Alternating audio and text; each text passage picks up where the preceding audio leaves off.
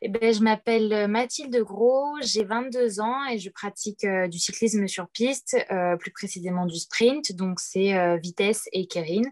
Et ça depuis 2015, c'est ça, depuis 2015, donc à peu près 6 ans maintenant. Donc voilà, je suis en équipe de France à Saint-Quentin-en-Yvelines. Et ben en fait, moi, à l'âge de 3 ans, mon père m'a fait faire du basket parce que j'étais très grande et j'avais besoin de me défouler comme tous les enfants. Donc, j'ai intégré un club de basket et en 2012, j'ai été prise au Crêpes d'Aix-en-Provence pour le basket. Donc, c'était mon rêve. Je voulais devenir joueuse professionnelle. J'étais à fond là-dedans. C'était vraiment ma passion. Et en 2014, pour rigoler, je suis montée sur un watt bike. Et en fait, ça a pris des proportions énormes. Enfin, il y avait un entraîneur du pôle France de BMX qui était là à ce moment-là en salle de muscu en même temps que nous. Et du coup, il a vu mes watts. Il s'est dit, mais tu fais du vélo? Et je fais, non, non, moi je fais du basket, rien à voir. En plus, j'avais mes baskets, j'avais même pas des chaussures avec des cales, donc c'était vraiment à l'arrache. Et de là, en fait, il en a parlé un peu tout autour de lui. Et c'est là où, en fait, 3 mois plus tard, l'entraîneur du pôle olympique de Paris a appelé mes parents pour leur dire, voilà, on aimerait bien tester votre fille, est-ce que ça vous intéresse? Alors moi, au début, je pensais vraiment que c'était pour rire. Je me suis dit, bah ouais, enfin, le vélo, cyclisme sur piste, je connais pas du tout. Qu'est-ce que c'est? Parce qu'à part le Tour de France, le vélo, je m'y intéressais pas du tout. Et en fait, je suis du coup venue en avril 2014 à Paris.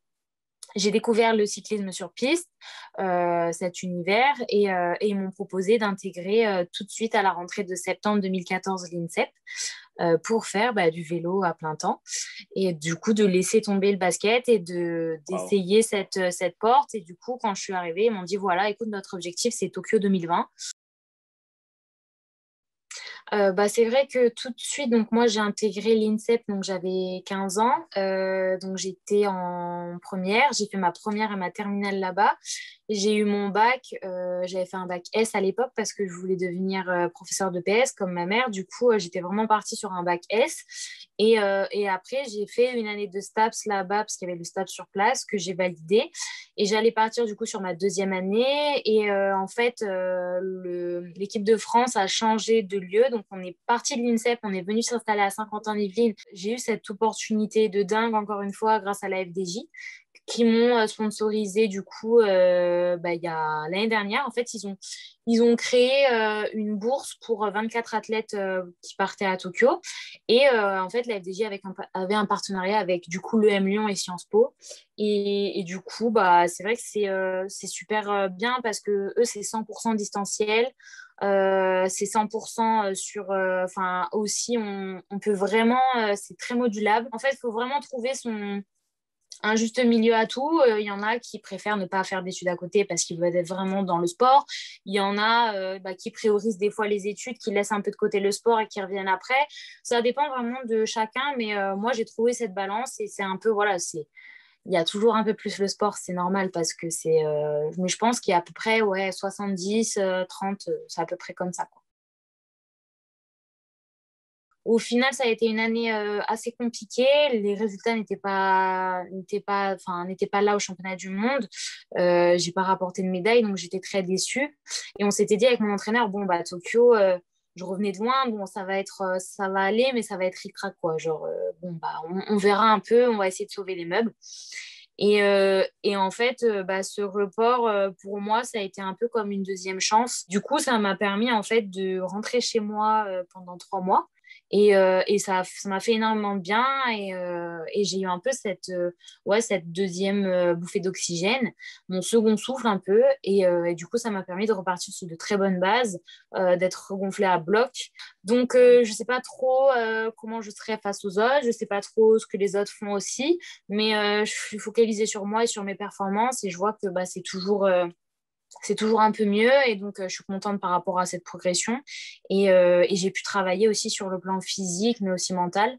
Et au final, ce report, pour moi, ça a été compliqué au début, comme pour tous les athlètes, parce qu'il y a eu de la déception. Mais tout de suite, je me suis dit, rien n'arrive par hasard et c'est peut-être un signe un peu du destin. Donc, essaye de saisir un peu cette opportunité, quoi.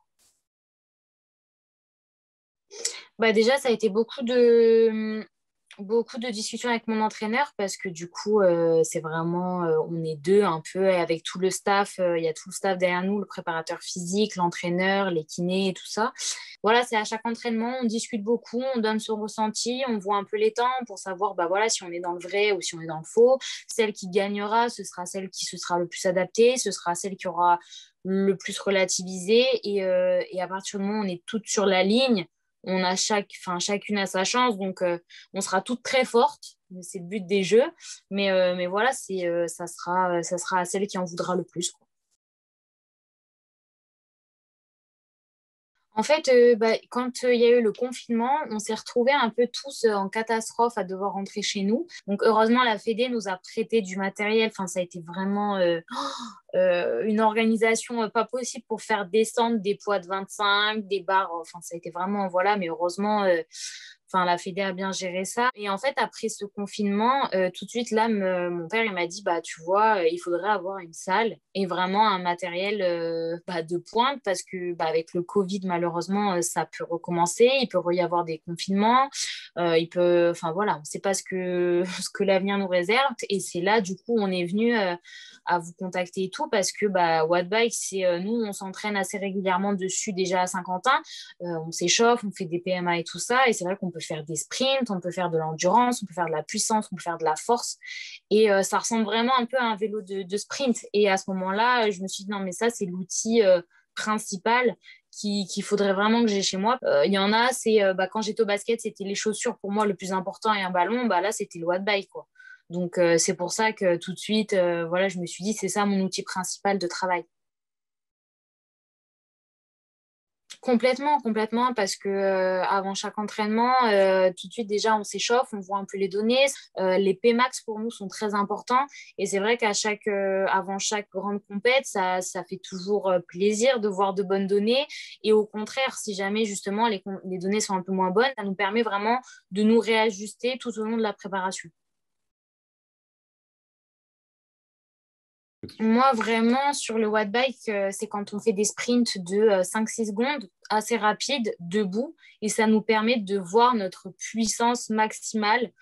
Nous, la Pmax, vraiment, les sprinters, c'est ce qu'on recherche, et d'aller chercher des très, très grosses données, des très, très gros pics, pour voilà, se dire, bah, ouais, là, on a progressé, sachant qu'après, on fait le rapport watts par kilo, et savoir bah, du coup si on est bien, si on a pris de la force ou si on a pris aussi de la vitesse. Donc nous, c'est vraiment la puissance max, la Pmax, ce qu'on appelle, qui est vraiment le plus important pour nous.